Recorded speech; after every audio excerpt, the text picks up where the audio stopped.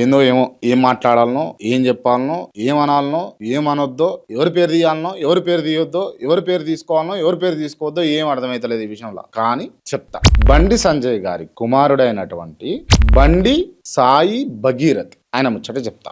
ఓ దిక్కేమో బండి సంజయ్ చెప్తాడు, నేనే నా కొడుకును పంపించిన పోలీసు వాళ్ళ కాడికి అడ్వకేట్లను ఇచ్చి అని చెప్తాడు. వాస్తవమే, ఆయనకు సంబంధించిన అడ్వకేట్లు ఉన్నారు, పోలీసు వాళ్ళ దగ్గరికి పోయిన ఫోటోలు కూడా కనబడతాయి. ఓ దిక్కు పోలీసు వాళ్ళు చెప్తారు, లేదు లేదు మేమే పట్టుకున్నాం, మేమే తీసుకొచ్చినాం, మేమే అరెస్ట్ చేసినామని పోలీసు వాళ్ళు చెప్తారు. సరే, ఎవరి క్రెడిట్ వాళ్ళు తీసుకుంటారు, ఓకే. కాకపోతే ఇక్కడ విషయం ఏంది అని అంటే, అరెస్ట్ చేసిండ్రు, అది బాగుంది. ఎన్ని రోజులు రిమాండ్ లో ఉంటాడు, ఎన్ని రోజులు కస్టడీలో ఉంటాడు, ఎన్ని రోజులు విచారణ జరుగుతుంది, నాకు తెలిసి 2-3 రోజులల్లో బెయిల్ వస్తుంది. రేపు ఎల్లుండో బెయిల్ వస్తుంది, బయట తిరుగుతాడు. దయచేసి చెప్తా ఉన్నా, నేను మళ్ళా చెప్తున్నా, సంజయ్ గారి ఎదుగుదల ఉన్నది చూసిరా, ఆ గ్రాఫ్ ఉన్నది చూసిరా. ఒక కార్పొరేటర్ నుంచి ఇవాళ కేంద్ర హోంశాఖ సహాయ మంత్రిగా ఎదిగింది చూసిరా. దానికి రియల్ గా హ్యాట్సప్ చెప్తున్నా, రియల్ గా చెప్తున్నా హ్యాట్సప్ బండి సంజయ్. కానీ మీ పెంపకం మాత్రం బాగలేదండి. ఎందుకు ఈ మాట అంటున్నా అంటే, సరే, బండి భగీరథ్ అనేటటువంటి వ్యక్తి యువకుడు, 25 సంవత్సరాలు కలిగినటువంటి వ్యక్తి.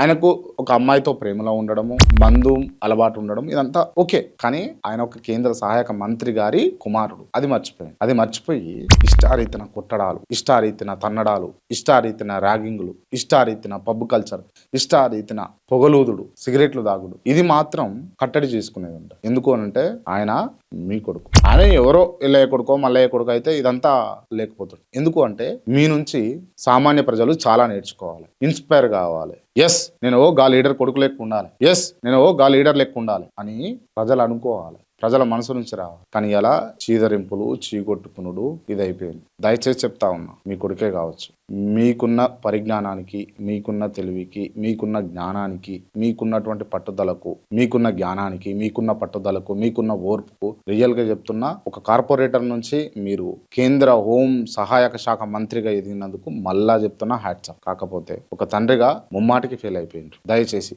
ఇకనైనా మీ కొడుకును దారిలో పెట్టుకుంటారు, మంచి అడుగులు వేపిస్తారు, మంచి వైపు నడిపిస్తారని నేను కోరుకుంటున్నాను. Thank you so much. జై హింద్.